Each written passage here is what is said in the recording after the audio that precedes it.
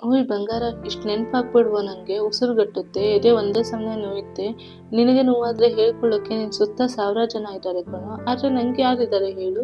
ನಂಗೆ ಅಳು ಬಂದ್ರು, ಖುಷಿ ಆದ್ರು, ನನ್ನ ಜೀವನದಲ್ಲಿ ಏನಾದ್ರು ಚಿಕ್ಕದ್ ನಡೆದ್ರು ದೊಡ್ಡದ್ ನಡೆದ್ರು ಸಹ ನಾ ಮೊದ್ಲು ಬಂದು ಹೇಳ್ತಿದ್ದಿದ್ದು ನಿಂಗೆ. ಆದ್ರೆ ಈಗ ಯಾರಲ್ಲಿ ಹೇಳ್ಕೊಳ್ಳಿ ನನ್ನ ನೋವನ್ನು? ಒಂದೇ ಒಂದ್ಸಲ ನಿನ್ನನ್ನು ತಬ್ಬಿ ಎದೆ ಬಿರಿಯುವ ಹಾಗೆ ಕಣ್ಣೀರ್ ಹಾಕುತ್ತಾ ಹೇಳ್ಬೇಕು ಅನ್ಸುತ್ತೆ ನಂಗೆ ಎಷ್ಟು ಕಷ್ಟ ಆಗ್ತಿದೆ ಅಂತ. ಆದ್ರೆ ಅದಾಗ್ಲೇ ಬೇರೆಯವರ ತೆಕ್ಕೆಯಲ್ಲಿ ಖುಷಿಯಾಗಿರುವ ನಿನಗೆ ನನ್ನ ಮನದಾಳದ ನೋವು ಹೇಗ್ ತಿಳಿಬೇಕು ಹೇಳು? ಈ ಪ್ರೀತಿ ಪ್ರೇಮ ಯಾವುದೂ ಸಹ ನಂಗಲ್ಲ ಅಂತಿದ್ ನನಗೆ ಪ್ರೀತಿಯ ಸವಿರುಚಿ ತೋರಿಸಿದ್ದು ನೀನು. ನಿನಗೆ ನಾನು ನನಗೆ ನೀನು ಎನ್ನುತ್ತಾ ಕಣ್ತುಂಬ ಸಾವಿರ ಕನಸನ್ನು ತುಂಬಿದ್ದು ಸಹ ನೀನು. ಆದರೆ ಕೊನೆಗೆ ಎಲ್ಲವೂ ಕನಸಾಗಿಯೇ ಉಳಿತು. ಹುಚ್ಚಿಯಂತೆ ನಿನ್ನನ್ನು ಹಚ್ಚಿಕೊಂಡು ನಿನ್ನನ್ನು ನಂಬಿದ್ದಕ್ಕೆ ನನಗೆ ಆಗಲೇಬೇಕಿತ್ತು ಅನ್ಸುತ್ತೆ ಇದು.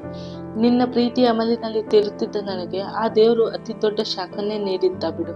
ಅದರಿಂದ ಎದ್ದೇಳಲು ಇಂದು ಸಹ ನನಗೆ ಆಗ್ತಿಲ್ಲ. ಅದು ಹೇಗೆ ಅಷ್ಟು ಬೇಗ ಕಟ್ಟಿದ ಕನಸುಗಳನ್ನೆಲ್ಲ ಮರೆತು ಮತ್ತೊಬ್ಬಳನ್ನು ಒರೆಸಲು ನೀವು ಒಪ್ಪಿಕೊಂಡೆ? ಅದು ನನಗೆ ತಿಳಿಯದಂತಾಗಿದೆ. ನಿನಗೆ ನಿಜವಾಗ್ಲೂ ಪ್ರೀತಿ ಇತ್ತ ನನ್ನ ಮೇಲೆ? ಇಲ್ಲ ಪ್ರೀತಿ ಎಂಬ ಹೆಸರಲ್ಲಿ ನನ್ನೊಂದಿಗೆ ನಾಟಕವಾಡ್ದ? ಅಥವಾ ಮದ್ವೆ ಆಗೋ ತನಕ ಒಬ್ಳು ಜೊತೆಗಿರ್ಲಿ ಎಂಬ ಭಾವದಲ್ಲಿ ನನ್ನ ಬಳಸ್ಕೊಂಡ್ಬಿಟ್ಟ?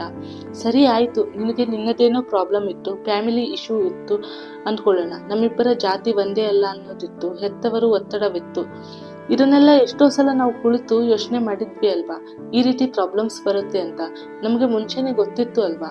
ಅಂತ ಪರಿಸ್ಥಿತಿ ಎದುರಾದಾಗ ಅದು ಹೇಗೆ ನೀನು ಸುಲಭವಾಗಿ ಸೋಲನ್ನು ಒಪ್ಪಿಕೊಂಡು ಶರಣಾದೆ? ಮನೆಯಲ್ಲಿ ತೋರಿದ ಹುಡುಗಿಯನ್ನು ಒಪ್ಪಿಕೊಂಡೆ? ಅದು ಸಹ ನನಗೆ ತಿಳಿಸದೆ ಮೊದಲೇ ಹೇಳ್ಬೇಕಿತ್ತು ಅಲ್ವಾ? ನನಗೆ ನೀನು ಸುತ್ತಾಡೋಕಷ್ಟೇ ಬೇಕು, ಮದ್ವೆ ಆಗಲು ನನ್ನ ಜಾತಿಯ ನನ್ನ ಹೆತ್ತವರು ಒಪ್ಪಿದ ಹುಡುಗಿಯೇ ಬೇಕು ಅಂತ. ಅವತ್ತೇ ನಿನ್ ಸಹವಾಸ ಬಿಟ್ಬಿಡ್ತಿದ್ದೆ. ಏಕ್ ನನ್ನ ಹೃದಯ ಈ ತರ ಚುಚ್ಚು ನೂರು ಮಾಡಿದೆ, ಒಡೆದ್ ಹಾಕಿದೆ? ಈ ನಿನ್ ಪಾಪಕ್ಕೆ ಕ್ಷಮೆ ಆದ್ರೂ ಇದೆಯಾ? ಸತ್ಯ ಗೊತ್ತಾದಾಗ ನಿನ್ನನ್ನು ಪರಿಪರಿಯಾಗಿ ಬೇಡ್ಕೊಂಡೆ ಅಲ್ವಾ? ಆಗಲೂ ನಿನಗೆ ಕರುಣೆ ಬರಲಿಲ್ಲ. ನಾನು ಮದ್ವೆ ಆಗ್ತೀನಿ, ನಿನ್ ಕೈಯಲ್ಲಿ ಏನಾಗುತ್ತೋ ಅದನ್ನ ಮಾಡ್ಕೊ ಹೋಗು ಅಂತ ಸುಲಭವಾಗಿ ಹೇಳ್ಬಿಟ್ಟು ಹೋದೆ. ನಾನ್ ಸಾಯುವ ಸ್ಥಿತಿಯಲ್ಲಿ ಬಿದ್ದಿದ್ದರೂ ಸಹ ಲೆಕ್ಕಿಸದೆ. ನಾನು ಮನಸ್ಸಾರೆ ಹೃದಯದಿಂದ ಪ್ರೀತಿಸಿದ ವ್ಯಕ್ತಿ ನೀನೇನಾ ಅಂತ ಅನುಮಾನ ಮೂಡ್ತಿದೆ ನನ್ನಲ್ಲಿ ಈಗೀಗ.